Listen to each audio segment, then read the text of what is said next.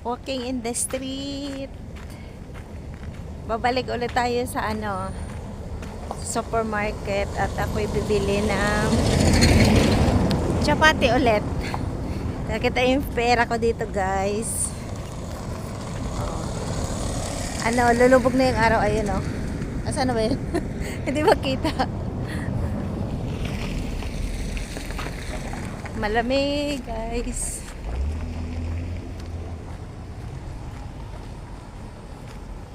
Walking lang.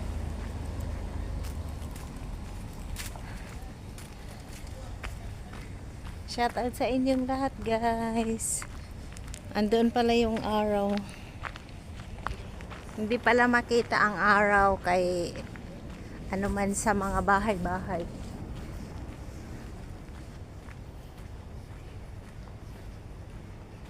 May Pilipina dito naglilinis. Kabayan, ayan, nakita yan. Naglilinis sila dyan. Sipag nila. Ayan, anong oras na pala ngayon? 4:30 na, pero parang umaga na, charot.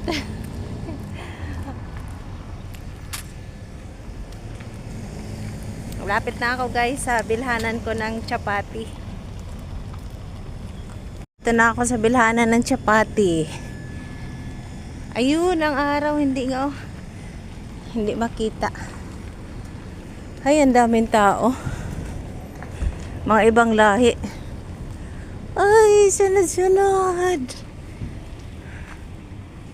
Daming tao sa loob, guys, kaya ayaw kong pumasok kasi mga lalaki. Ayan yung araw. Dito muna tayo magtambay.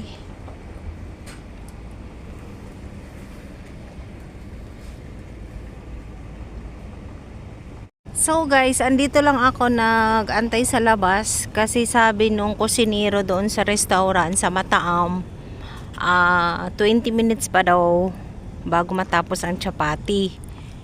Kaya lumabas muna ako dahil maraming taong lalaki na ang babantot, ang babango.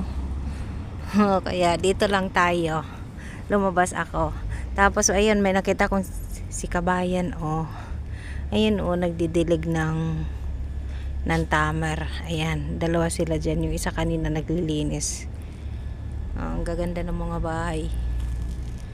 So, ayun, ikot-ikot lang. Ikot-ikot lang.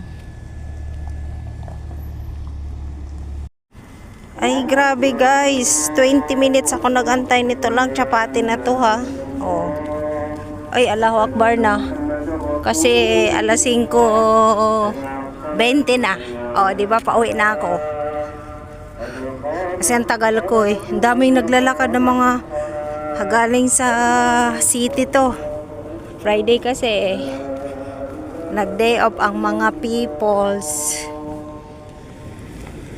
Kaya ang daming naglalakad ngayon. O dito may nakita akong Pilipina kanina. Dalawa naglilinis. Tahimik man yung bahay nila. Pero yung nilagyan niya ng tubig kanina. Tsaka parang haunted house yung bahay nila ba? Walang tao, char.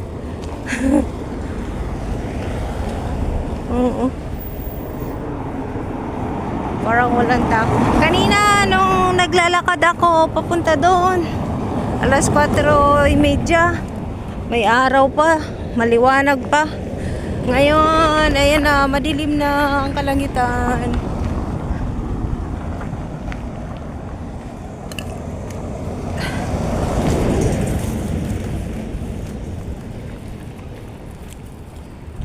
Kaya guys, thank you so much for always be there. Ciao.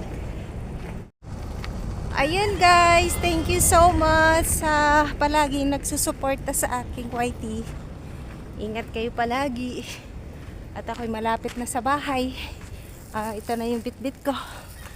Ayun. So thank you guys. Bye bye. And God bless.